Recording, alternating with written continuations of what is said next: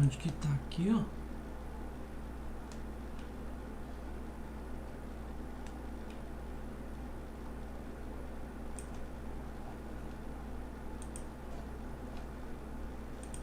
Mudar a cor.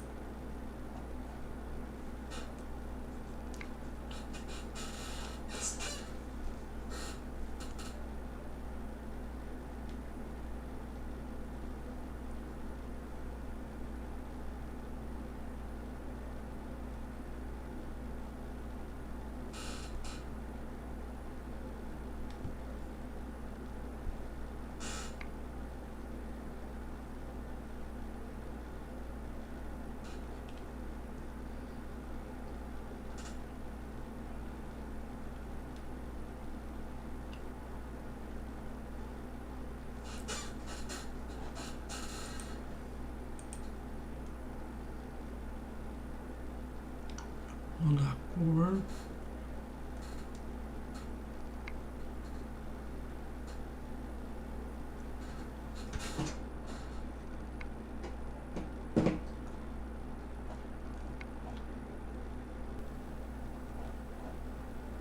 Mudar a cor.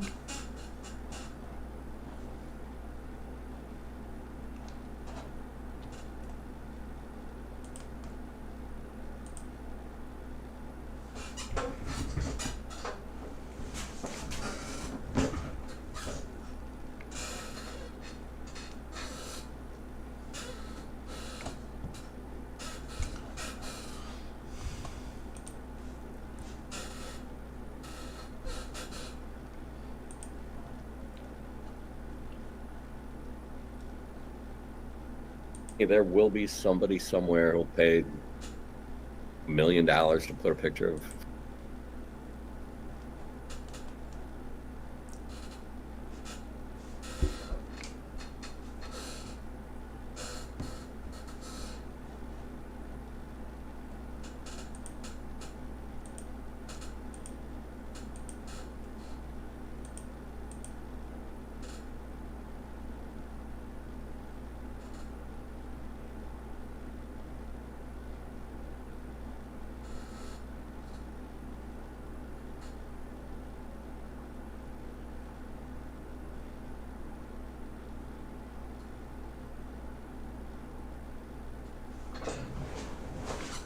Muito cor no banheiro.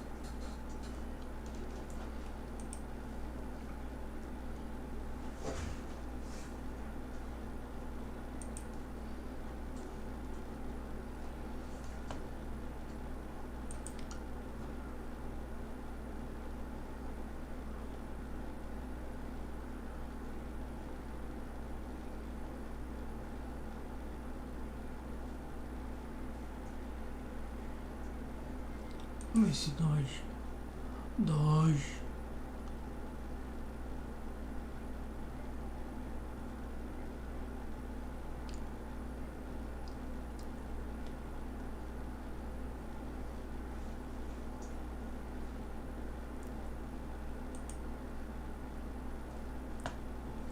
Deu uma caída no monstro.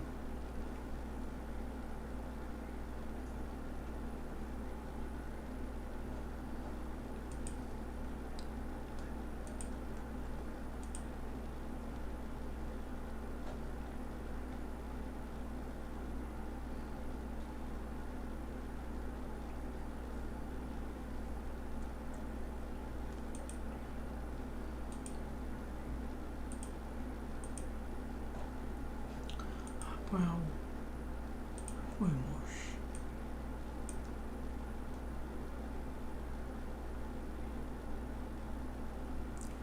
Põe o emoji.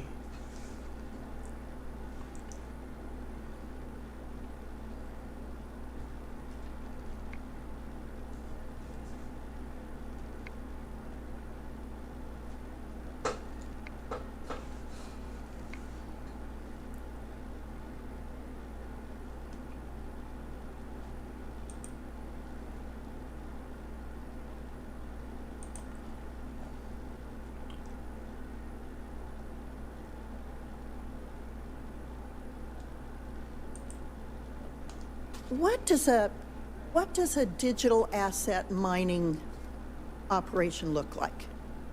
I mean, are there shovels digging in the ground? What does it look like? It depends where at the location, though the mining sites that are being placed at our fracked gas wells, they're essentially semi-trailers.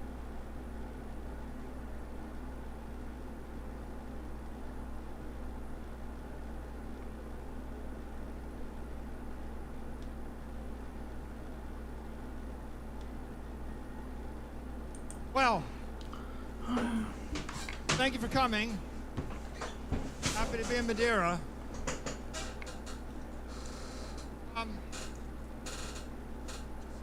Delighted I got a chance to speak, but I was terrified because I knew that this crowd would already know everything I'd already said, and I'd have to come up with something new to say. So, I'm going to put your fears to rest. I'm not going to talk about all the things. I'm not going to recite these verbatim. I'm not going to do the next podcast. I actually put together a new presentation today, and this is my first time that I'm presenting it. And the title is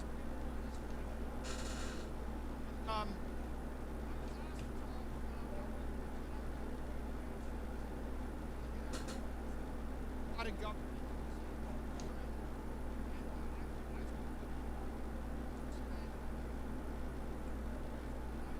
I'm dealing with talking to executives, talking to institutional investors, talking to politicians, reading thousands and thousands of pages of government filings.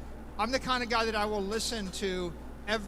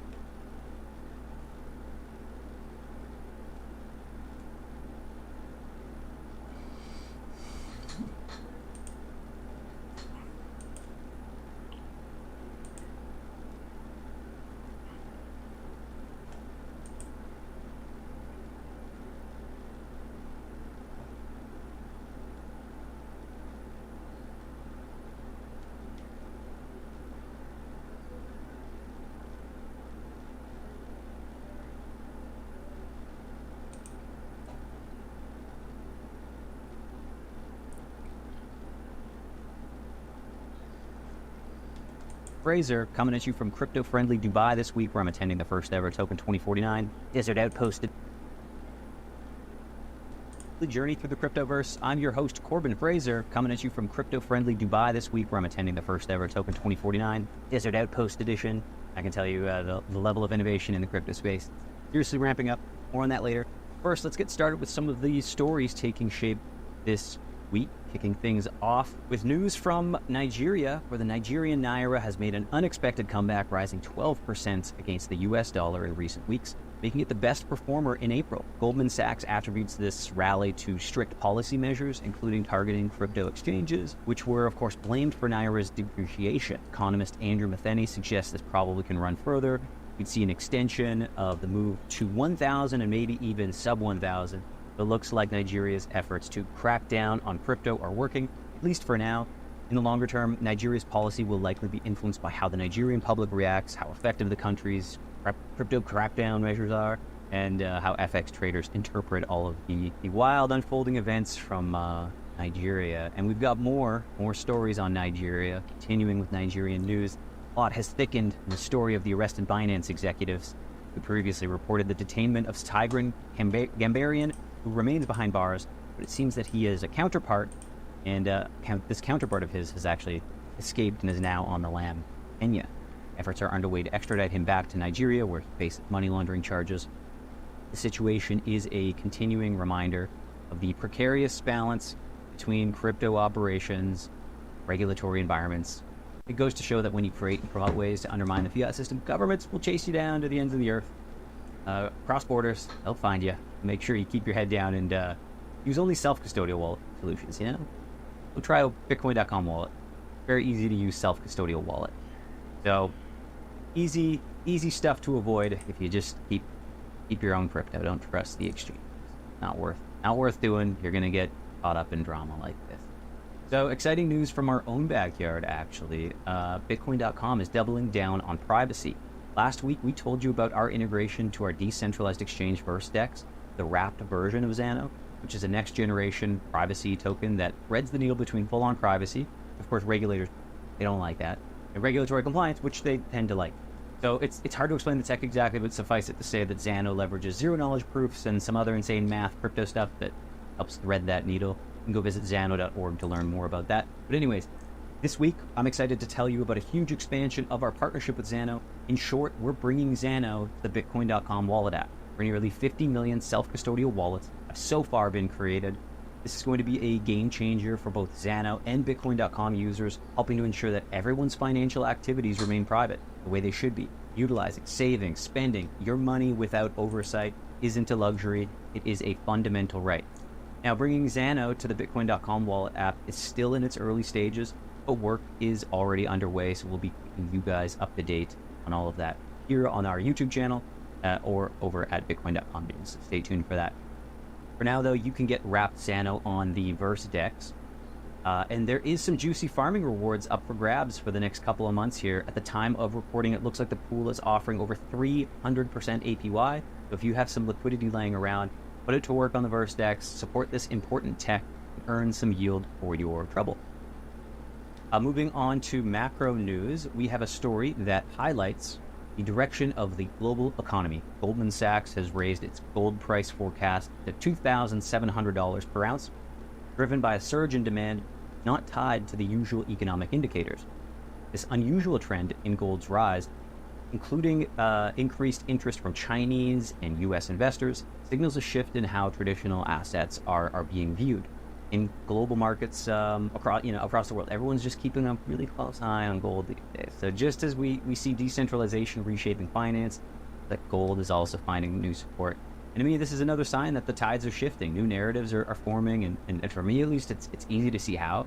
As the fiat house of cards, continues to tremble and shake, the world's attention shifts to hard assets like gold, and logically, gold 2.0, which I guess be Bitcoin or any other form of crypto with some nice, sane economic issuance policies baked in.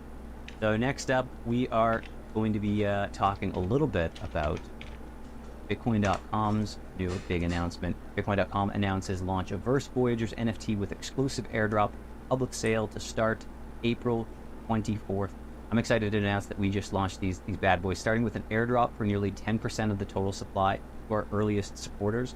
So if you participated in the Verse token sale, you are currently sitting on a new free NFT, which you can go access from voyager.verse.bitcoin.com. Here's the minting date. Starting next week on April 24th, anyone will be able to visit the site, pay just a few dollars in our ecosystem token Verse, and mint and customize their very own Voyager. I personally minted a few last night. I actually got this one last night here. If I connect my wallet. Hang on, let's do that. Let's get in there. There we go. You can see this is my little dude that I minted last night. I got this one airdrop because I also participated in the public sale like many of you. And this is something that lets you basically go in. You can use some Verse and basically spin your traits and build your own NFT character. You can use Verse to, of course, spin new traits. If you don't like something that you got, you can be like, all right, let me pay a little bit and try something else. But yeah, this whole dApp, the tech behind this thing, it leverages Chainlink VRF, verifiable random function, and this enables you to customize your Voyager to your liking. Also, since they live on the Polygon blockchain, you won't be paying through the roof to mint and customize your Voyagers. So we chose Polygon to just provide more inclusivity to our users and get people to play around with this. For those who have never participated in a NFT mint, easy way to get started, and it's a fun way to just kind of like be a part of the community. Now, we still have some ongoing contests from early supporters, including 100 free Voyagers up for grabs if you buy or swap into Verse in the Bitcoin.com wallet app between now and the public opening of NFT sale of the dApp.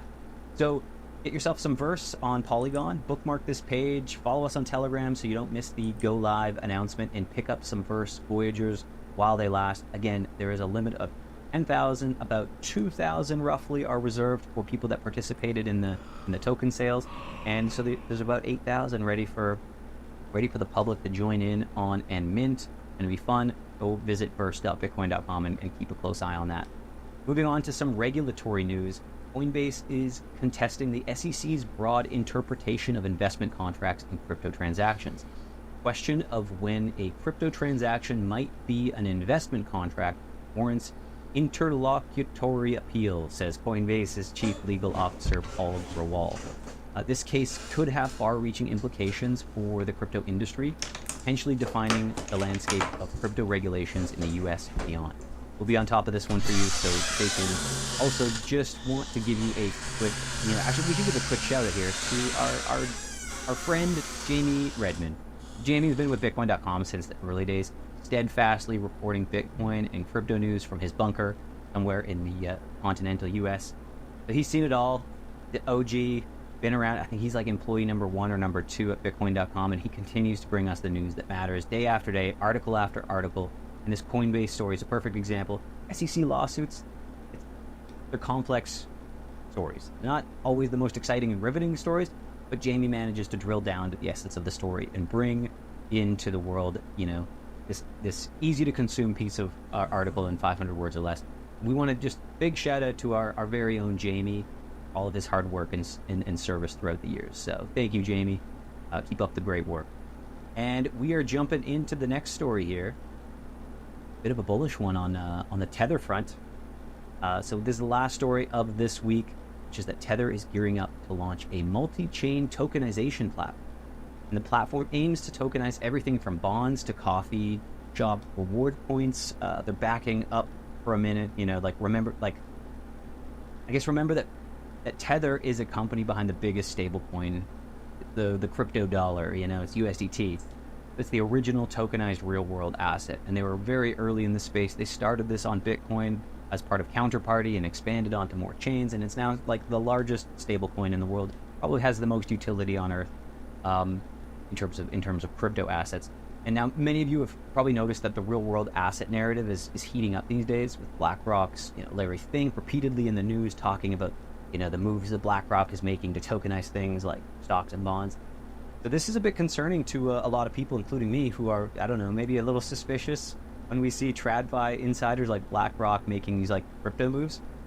So personally, I'm actually really happy to see Tether, which I believe has more of the true crypto ethos in their DNA. It seems to be that they're offering, what could be an alternative to this banker version of whatever, Mr. Fink is talking about. We'll see how this unfolds, but it's definitely an interesting development and one we'll be keeping a very close eye on here at news.bitcoin.com. And that is it for this week's roundup, folks. Remember, whether you're trading gold or minting NFTs, staying informed and engaged with the community is key to navigating this ever-evolving space. Don't forget to like, subscribe, join our Telegram group to keep up with all the exciting developments. Until next time, keep your wallet secure and your investment smart. See you in the cryptoverse. See you guys. Have a good one.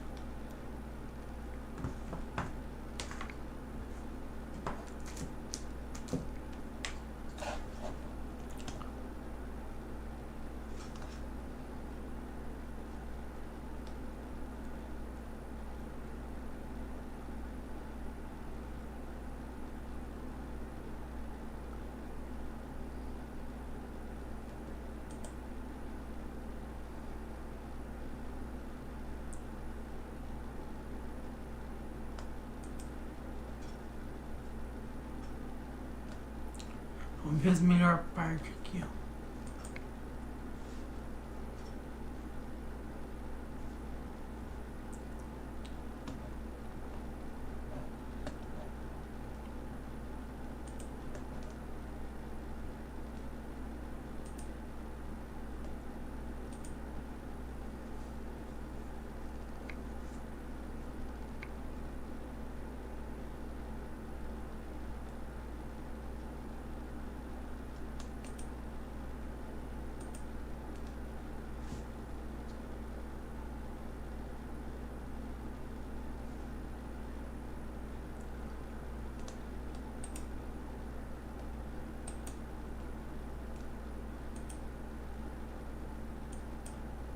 Around some of these crypto coins, some of these crypto companies, bringing it back to the crypto collapse.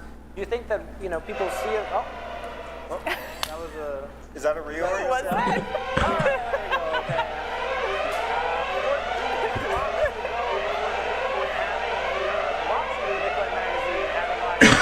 Kraken, 14 blocks to go. Of course, on Kraken, the Bitcoin price $64,366. Kraken just released self-custody app.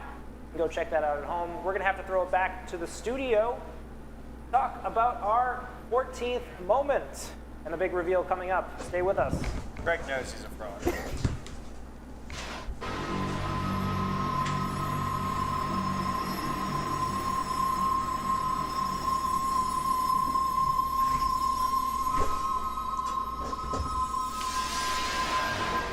The world's largest Bitcoin conference for the moment, Bitcoin 2021, was hosted at the Mana Convention Center in Woodwood, Miami's thriving arts district, featuring renowned keynote speakers like Twitter CEO Jack Dorsey, comedian Tim Dillon, and Bitcoin pioneer Nick Szabo, all highlighting the growing importance of Bitcoin in the global financial landscape. The City of Miami Mayor Francis Suarez played a pivotal role in bringing this prestigious conference to South Florida, transforming Miami into a hub for technology and innovation. The city's humid, sticky heat welcomed the over 20,000 attendees to Bitcoin 2021, marking the largest Bitcoin conference globally and the first major in-person business event since the pandemic's onset. The gathering was a celebration for the digital currency, attracting traders, investors, and enthusiasts from all corners. The event gave off an electrifying energy as people reveled in the novelty of being together again, unmasked and immersed in discussions about Bitcoin. During the conference, El Salvador's President Nayib Bukele unveiled plans to make Bitcoin an official legal tender in his country. In a message played at the conference, Bukele announced his intention to submit legislation to Congress for this purpose. As the sun set on Miami, Bitcoin 2021 epitomized the convergence of finance, technology, and communal celebration, signaling a new era of mainstream cultural adoption of the orange coin and inspiring a multitude of Bitcoin conferences across the globe in the years since. Welcome back to the Bitcoin Magazine, having a live stream powered by Kraken. That was moment number 14, Bitcoin 2021. Of course, a pivotal moment, certainly a conference that I will never forget. Bitcoin was soaring, emotions were high, and we've got a special call-in guest who was there, and you may remember him from making a very special speech that, in my opinion, as Bitcoin historian, put him in the history books. We're going to turn it over to Mr. Matt Odell, interviewing Jack Mallers, CEO of Strike. Going over to the second camera. We'll be right back with you.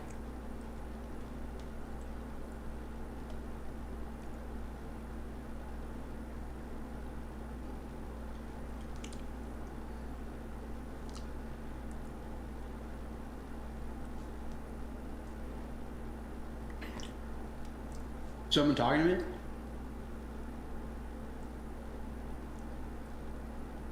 Jack, can you hear us? We're live in studio here at the Bitcoin Magazine having live stream. Can you hear us?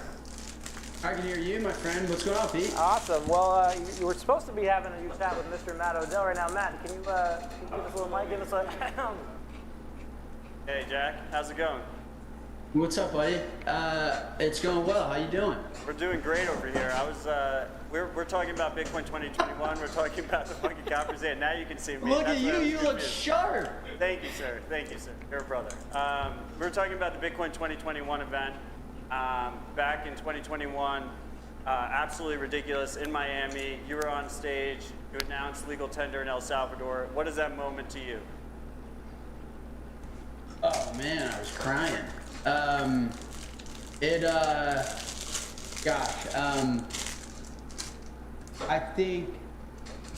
I think when being human, you really want to just be part of something bigger than yourself.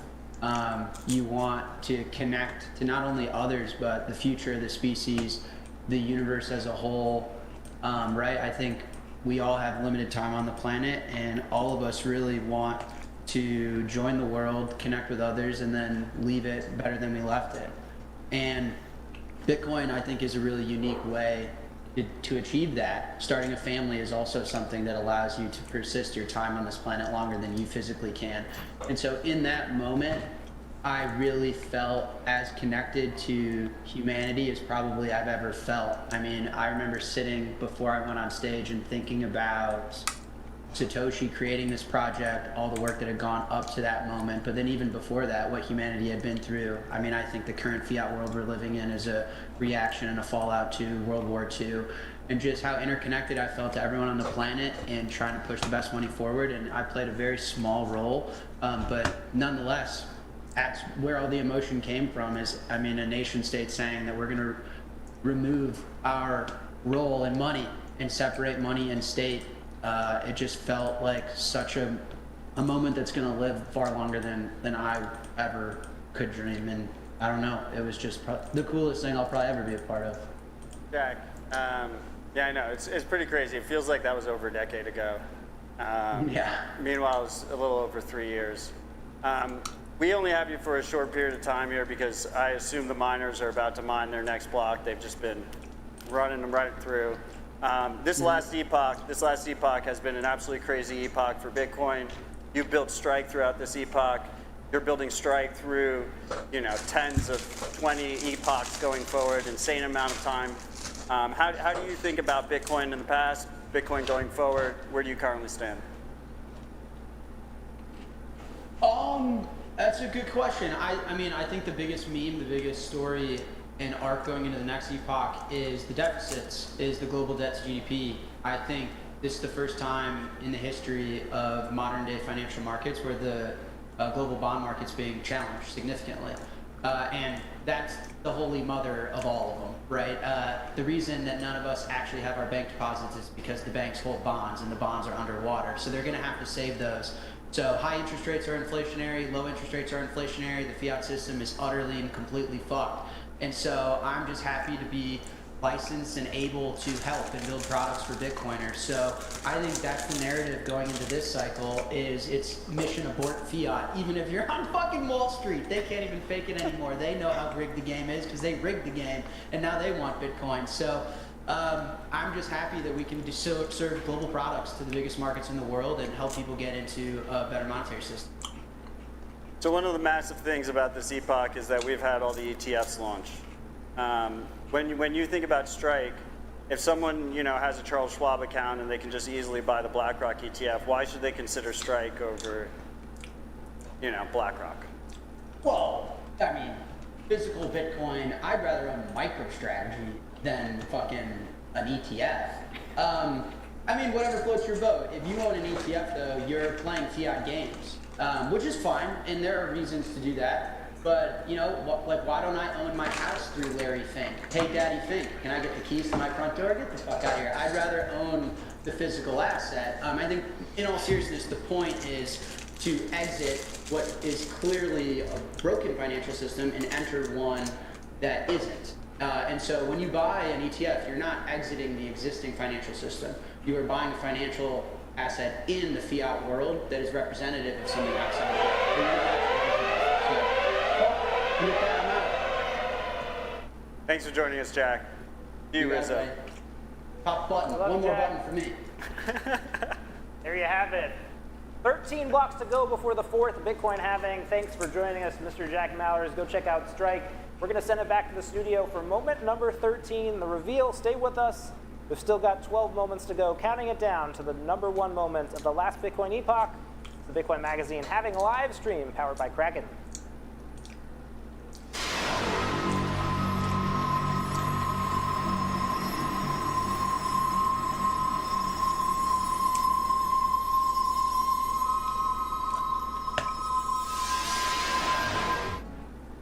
Square, a large player in the payments industry, underwent a significant transformation when it rebranded itself as Block Inc. This shift, effective December 10th, 2021, highlighted the company's expansion beyond its traditional credit card reader business into the emerging financial revolution that is Bitcoin. Jack Dorsey, the co-founder and CEO of Square, explained that the new name, Block, signifies the company's growth trajectory and its readiness for further expansion. As part of the rebranding effort, Square Crypto, a division dedicated to advancing Bitcoin via tools like the Lightning Development Kit, was renamed Spiral. Dorsey's decision to step down as CEO of Twitter allows him to focus more on Block's expanding portfolio, particularly regarding his interest in Bitcoin, which eventually led him to his even more recent interest in Nostr. Square experienced significant success in 2020 as digital payments gained prominence, positioning the company as a key player in the evolving landscape of Bitcoin and legacy payment providers. Explaining the rationale behind the name Block, the company highlighted its various connotations, including building blocks, local businesses, community gatherings, blockchain, coding sections, and the idea of overcoming challenges. Notably, Dorsey's Twitter bio only includes #Bitcoin, reflecting his deep-rooted fascination with the digital asset. In the news release regarding the company's name change, Dorsey emphasized that despite the rebranding, their mission of economic empowerment remains unchanged. He stated, "No matter how we grow or change, we will continue to build tools to help increase access to the economy." Welcome back. The blocks are coming fast and furious here ahead of the fourth halving. We just heard from Jack Mallers, CEO of Strike, turning it now. For moment number 13, Jack Dorsey rebrands Square as Block, making a public company, embracing the Bitcoin identity. Let's talk about how huge that moment was. Matt, I know that you've watched this unfold. Could you have ever imagined 4 or 5 years ago, 6 years ago, a company of this size would embrace Bitcoin with this much passion? Your take? I mean, I still think it's a little bit unreal. Jack Dorsey has quietly turned Block, formerly Square, into the largest Bitcoin business in the world. And I think he's done it with very little fanfare. I think there's been a little bit of intention there. This is a moment that I pushed for a lot in the editorial room because I think Jack doesn't really get enough credit. I mean, but it's intentional, right. I think. I think he likes being the quiet juggernaut. You know, and they have so many different initiatives. They have their decentralized exchange. They obviously have Cash App, their brokerage service. They have BitKey, their new hardware wallet that's designed to basically make it foolproof. If you could try to lose your money and you still probably won't lose your money. They have their mining initiative. There's so many different initiatives. They have Spiral, where they're supporting open source contributors. Jack personally has supported OpenSats, the nonprofit I co-founded. But as significant as what they've done, in some ways, what they haven't done speaks also as loudly. Nico, your take on Block, just compared to some of the other organizations out there that maybe have taken a more diversified approach to their quote crypto, worldview. You know, what's really interesting about Jack Dorsey is his experience with Twitter. And, as you guys know, the Twitter files came out and it was made public how much pressure governments were putting on that platform in order to censor. And it's interesting because as soon as he left, he started supporting protocols where you cannot censor. So, Bitcoin, Nostr now. Correct. Jack Dorsey is a huge fan of Nostr. Jack Dorsey is a huge fan of Bitcoin. And I think that came into his thinking behind rebranding Square to Block. He really saw the writing on the wall, and he came to the inevitable realization that I think Elon is going to come to, by the way. Oh, wow, it's a big prediction. That is a big prediction. But that unless it is truly decentralized, unless it's a protocol, I think governments and powerful institutions will inevitably corrupt it and will inevitably censor it. Well, I'm drinking a Sovereign. We're staying awake, counting on the moments. I'm going to throw it over to the side studio. We have reporter Isabella Santos, and she's going to give us a look into the world of Bitcoin fashions. Stay tuned. That is right, Rizzo. Thank you. We're going to go back in time and discuss all the famous people that we've seen wearing Bitcoin merch. Since we were talking about Jack Dorsey, of course, we have to highlight that he's been the biggest influence in fashion. We've seen the iconic Satoshi shirt. He's made everybody shave their heads, grow the beards, wear the Birkenstocks. Am I right? Can we see a picture?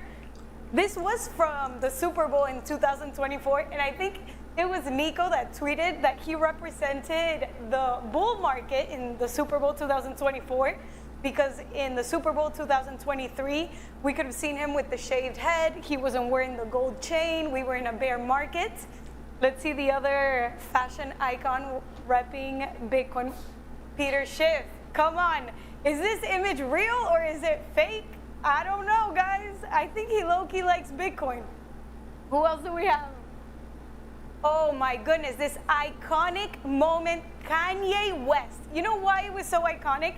Because this was taken after JP Morgan kicked him out of their own bank. They were like, listen, Kanye, you're not going to be part of our bank system. And you know what Kanye said? He was like, you know what? I don't need banks. I need Bitcoin now. Who do we have now? What? Snoop Dogg? If you can zoom in, his little pin. Is that a pin? Bitcoin keys. Right there you can read Bitcoin. I love Snoop Dogg, and of course he has to like Bitcoin. He should make a Bitcoin song. Snoop Dogg and Bitcoin. Who do we have now? What? Tony Hawk. He was in the Bitcoin conference 2021. He's a legend, and I think he retired now, and fiat. Amen, Tony. Of course, Elon Musk repping the evolution of money t-shirt. As you can see, we've gone through all of these exchange items, and now we're transitioning over to Bitcoin. If Elon Musk, Jack Dorsey is wearing and repping Bitcoin, why are you not the smartest people in the world? Who else do we have? Oh, of course, we have Marge from The Simpsons. She was wearing the earrings. I haven't seen Bitcoin earrings yet, but I have seen Bitcoin dresses. Preserving their wealth when things get so bad that they have to. Like, if you look at levels of adoption of Bitcoin around the world, it's always the places that are worst off where adoption has the deepest penetration. I think we've made a lot of progress over the last 3 to 6 months. I think Nostr is a key aspect of this progress. I think you avoid a lot of these problems, and instead of having one entity, in this case it was like a 3 of 5 multi-sig. It was like 5 people that controlled all the donations and then had to distribute them out. If it was individual truckers receiving the donations, and a lot of these truckers were already posting to social media. If they were posting to a censorship-resistant social media protocol like Nostr, and they were receiving donations directly, all of a sudden, instead of having 3 people's doors to knock on, you have 150 people's doors to knock on, 250 people's doors to knock on. And all of a sudden, the individual impacts of lack of privacy or OPSEC failures and whatnot become lessened, and it becomes more of a burden on whatever draconian government there is. But there will be more censorship. There will be more use of financial tools to censor people and control people. And if you don't believe that, you're just going to live through it. You're going to live through it. You're going to see it. And Bitcoin is here as a option. You can respond, Jeff. Sure. Yeah. So, the last part that Odell was saying is 100% true. 90% of the world's nations right now are currently developing. They've released a pilot version, some type of iteration of a central bank digital currency. So the lines might be a little bit obfuscated right now, but we're definitely heading into a future where it's literally Bitcoin or slavery, and you have to decide where you want to live. Do you want your future? Do you want your children to have a future of slavery? Do you want your children to have a future of freedom? And I don't think there will be an in-between. And the reason for that is simple. I think governments are always going to want to censor and debase the currency. And if people have, and I'm going to use one of Odell's sayings that he said earlier, if people have an escape valve, they're going to use it. They're going to use the other money. And I think governments are going to have a fundamental problem with the fact that, imagine if that protest happened and they didn't have the switch to just start just start shutting down people's accounts. I think they'd freak out. We talked about Trudeau and his actions and some of the bad things that he did to the Canadian truckers. We're going to go back to the studio now. We have a bit of a montage of some other folks who had some bad takes about Bitcoin. Stay with us. We're counting down the 4th Bitcoin halving. We've got 6 blocks to go.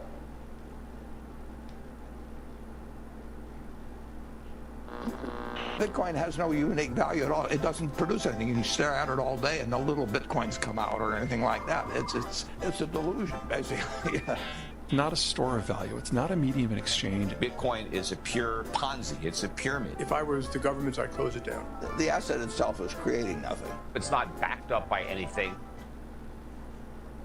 There's no intrinsic value to this asset. You want Bitcoin, buy Bitcoin. I think Bitcoin's topping out, by the way. So I'm going to say enough is enough and ka-ching is ka-ching. It is a craze, and all crazes come to an end. It's going to cost El Salvador a lot of money. People are going to lose money. The government's going to lose money. It's going to just be a disaster. My personal advice would be don't get involved. Bitcoin itself is a hyped up fraud. It was always a hot dumpster fire. It's a lousy investment. What's Bitcoin at? 16,000? It has another 17,000 to go down. But I would not touch crypto in a million years. And I think people have to start recognizing that it's here to stay. This is a remarkable comeback that was unexpected. People don't forget.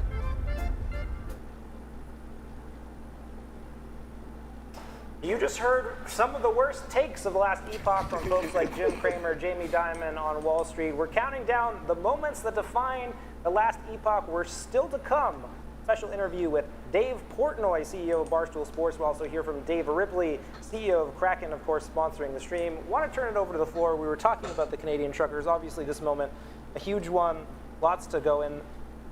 Not just a technology problem, right? You also have to teach people to want these tools, whether it's Bitcoin or Nostr. A point that I'll throw out is that if you look at studies and surveys, the Canadian trucker is still overwhelmingly unpopular in Canada. How do you deal with the problem of people just not valuing privacy tools, not valuing the sovereignty that Bitcoin brings? Nico, Odell, Shinobi? It's a tough situation to be in. You in that reality just have to accept the fact that it is a minority thing, and people in that society or that area who actually do value those things are going to be in a very adversarial environment, and it's going to be much harder. Like the bar that they're going to have to meet in order to actually get something of value or succeed in how they want to use that, it's just going to be more difficult. Well, we've got up on the big board here Elizabeth Warren, obviously raising her anti-crypto army, looking to enact things in Congress that could restrict the rights of Bitcoin users. Let's turn to the environment in Washington. Are we optimistic? Before Is Peter Schiff feeding her a gold coin? He might be. He might be throwing in and trying to bounce it off Jim I think Cramer's Elizabeth head. Warren is a corrupt politician, and unfortunately, we live in a world in America where bribery is completely illegal, and the largest corporations are able to just bankroll candidates who are career politicians. And Dá uma G aqui. Nossa, caiu bastante. Despencamos. Saiu do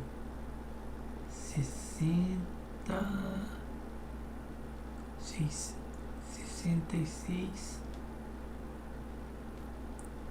e 818 para 666 e 643. Eita, pega.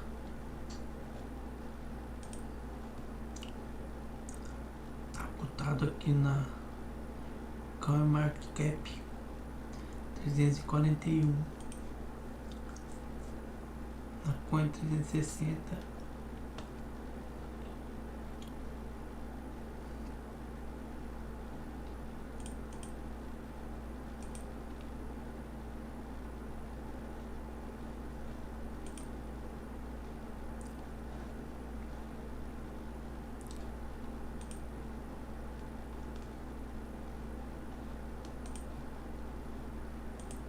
And in Elizabeth Warren's case, that happens to be banks.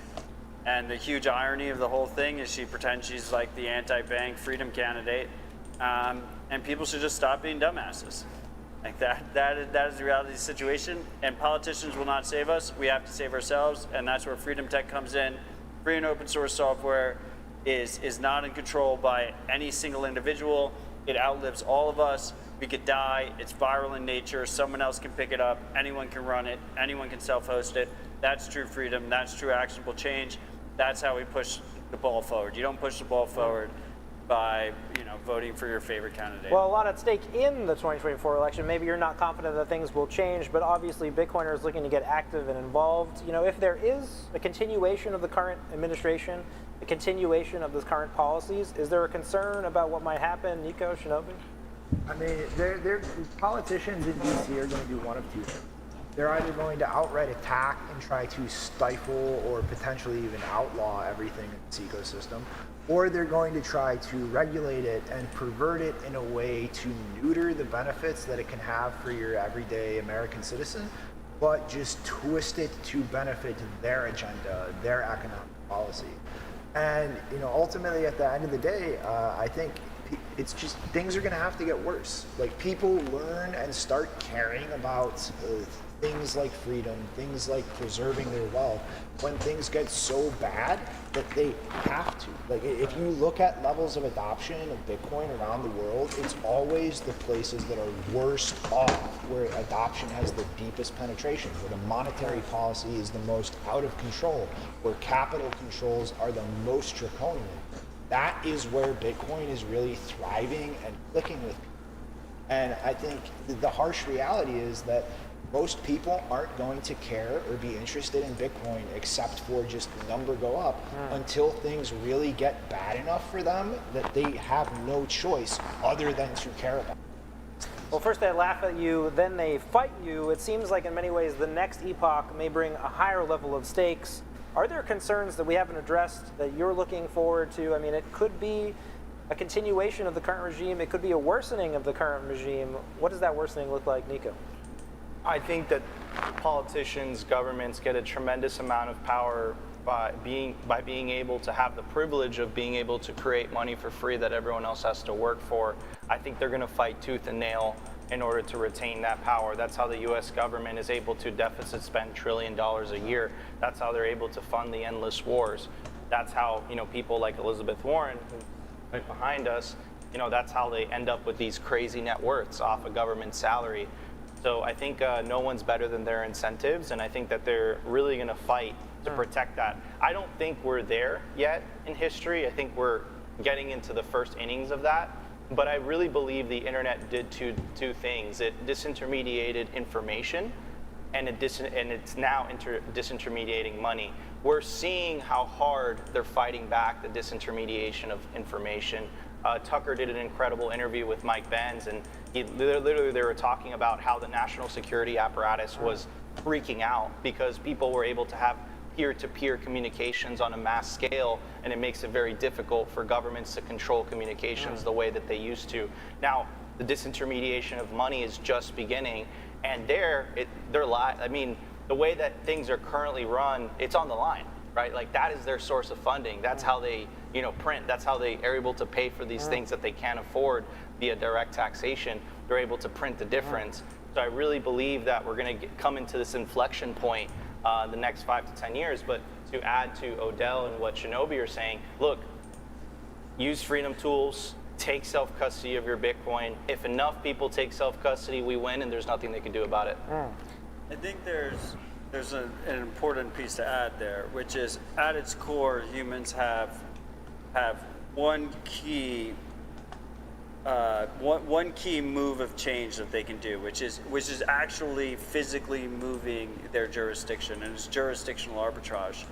And what we're starting to see is that different localities, different jurisdictions are addressing this in different ways.